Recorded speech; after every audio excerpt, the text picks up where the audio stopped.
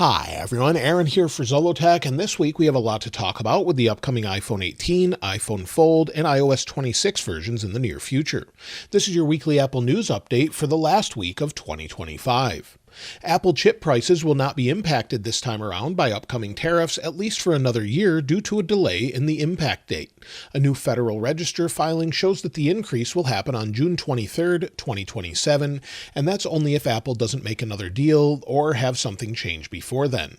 So this should at least help with prices of iPhones in 2027, however, current RAM prices may impact those prices either way.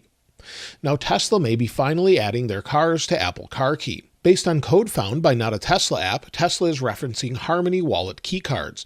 This would help with power usage on iPhone and offer a new way to use it outside of the app. I've used the Tesla app in the past, but using the keycards is much better as far as power consumption in my experience. If we go into the Wallet app, and you can see my car key is here, which is really nice to be able to just walk up to your car, have it automatically unlock, and while you could do that with certain apps, you would have to have them run in the background and more. I have background app refresh turned off, and this works just fine. Now, Apple has appealed a $1.8 billion ruling against them in the UK, which found that the company was overcharging on the App Store and abusing its dominant place among other manufacturers. This is something that Apple has been facing in multiple countries for years, and of course they're going to appeal that and see if they can reverse the judgment. Also, Apple has yet another country fining them. Last week, Italy's Competition and Market Authority fined Apple 98.6 million euros over the app tracking transparency feature. According to the press release, the AGCM said the app tracking transparency rules are disproportionate and harmful to app developers and advertisers. Ultimately, it found that Apple abused its dominant position in the EU market. I'm sure Apple will fight this one as well. Apple is also set to change the App Store fee structure in Brazil soon due to the new Brazilian government requirements. The change will allow for developers in Brazil to use alternative payment methods within the apps and also link to external payments as well. So this is something we've seen in multiple countries. Brazil will also gain third-party app stores and apps by April to comply with new laws in the country. I would like to see Apple just roll this out everywhere, as they recently did in Japan with iOS 26.2. You can now install third-party app stores in Japan and the EU, and I would love to see that everywhere. We already have some settings for it, and just adding them I don't think would be a problem at all. They have default apps, app installation you have here, where you can change default apps throughout the OS. Having third-party apps that are already verified by Apple shouldn't really be an issue, so hopefully we'll see that soon. When it comes to weekly Apple deals this week, well, they're not as good as they were a week or so ago, but you can still get AirPods Pro 3 for $229 from Apple on Amazon. Also, 4 packs of AirTags are still down to about $65, so if you've been wanting to pick one of those up. However, we do expect some new AirTags probably this year, maybe AirTags 2. Also, Apple Watch Series 11 is still $100 off, and the M4 MacBook Air is not as good as a deal as it was last week, but it's still $799 to start. So I'll link all of those in the description if you want to check them out. Now, as I mentioned before, Apple stopped signing iOS 26.1. This leaves only iOS 26.2 as an option to downgrade to or restore from. Typically, when this happens within a couple weeks, we see the next version. So we could see an iOS 26.2.1 maybe in the second week of January. This is what we saw last year along with the beta update. I do expect iOS 26.3 Beta 2 early in the second week of January, maybe on the 5th or 6th as well. So those are what I would expect, maybe a public release toward the end of January or early February, and then the next major updates would be iOS 26.4. That's expected sometime in March to go along with the new Siri update. It would bring improved Siri features with Apple Intelligence. Also, a redesigned Health app is expected with iOS 26.4, updated security measures around iCloud, as well as folders in the Freeform app. They recently added tables, and then we'll have folders. We could also see stronger security integrity checks across multiple devices just to verify that you actually own them. So we could see much of these changes in the near future. And then, of course, the next major update will be iOS 27, where we'll have the first betas at WWDC 2026 in the second week of June typically. Usually around June 8th or 9th, that's what I would expect, where we'll see the next version, which is said to be basically a stability update with a few extra features. Hopefully this comes true and we finally get the stability we've wanted from Apple for a long time.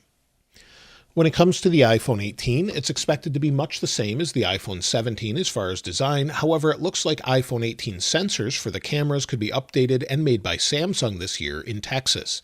This is according to the elect, and this would be at the Samsung Austin, Texas factory, where Apple would switch to some of Samsung's sensors and possibly have them even higher quality with higher dynamic range to be more close to what your eye sees as opposed to what current cameras do. This would be a huge upgrade, but we don't know if that would be in the regular iPhone 18 or the iPhone 18 Pro at this point. Also, iPhone 18 is said to now feature an under-display Face ID sensor, at least in the Pro models. So we could have that, where it's said that the camera hole will move to the left-hand side of the screen. However, maybe it would be centered instead. We just don't know. And then also an updated A20 Pro chipset, of course, variable aperture possibly on one of the cameras, and updated colors with maybe a coffee color or burgundy, hopefully product red at some point. And then also we could see improvements in battery size and hopefully a few surprises as well. Now, iPhone Fold is still in the works, and recent leaks suggest it could be a wider device similar to the Pixel Fold. The original one is more of a folio-style device. I would love to see that, as this is one of my favorite form factors for a Fold, but now someone has taken leaked CAD models and created a 3D printed model of what the iPhone Fold could look like. So if we go to the website here, you can see it here, where it's on the Maker World website, and they printed this out based off of supposed leaked CAD models. So we could see something similar to this, where it's sort of a more folio design, but you can print this as well, and I'll link it in the description. But based on what we've seen here, it again looks more like it's a folio style or even closer to what Microsoft released with their folding phone some time ago. I'm not sure how well this will do, but either way, I would love to have it where it opens up and it's more like an iPad. So to have that where they've figured out the crease where it goes away, however, this does typically disappear when you're using it. Now, iPhone Air 2 is one of my favorite phones. I know not everyone likes it. It definitely has some downsides. I've considered switching back to it, but it seems like Apple may be launching an iPhone Air 2 in 2026, despite what others have said a few weeks ago. Fixed Focus Digital on Weibo believes the iPhone Air 2 will release in the fall alongside the iPhone 18 Pro and Pro Max, as well as the iPhone Fold. So we could see a different release this year. Of course, we don't know for sure, but we could have maybe 2 cameras instead of 1, possibly a larger battery, and hopefully an extra speaker. We have just 1 speaker, which is generally fine for most things, but it is an advantage to definitely go to the Pro and have both speakers, as well as that larger battery and cameras. So let me know what you think of that, if you'd pick up an iPhone Air 2, if it had an additional camera, or you just don't care about it and would rather go with the Pro models. Now, when it comes to AirPods, it seems that the original first-gen AirPods may have been offered in different colors other than white. A recent leak on X showed prototypes of a pink and yellow colored AirPods case that was supposedly in testing. So Apple worked on this, apparently with original AirPods that would have been slightly different colored cases, maybe even the AirPods themselves, but they ended up just going with their traditional white color. I would like to see maybe a black colored offered as well, but at this point it looks like we're still stuck with the original white color, at least on the AirPods Pro 3 still. When it comes to Mac this week, well, we expect new studio displays this year finally, 120Hz displays. However, the Pro Display XDR is what I would love to see with maybe a larger 32-inch variant. So that's definitely something I would love to see, along with supposedly touchscreen MacBooks. We've talked about this before, but we could see that this year, along with a low-priced MacBook as well.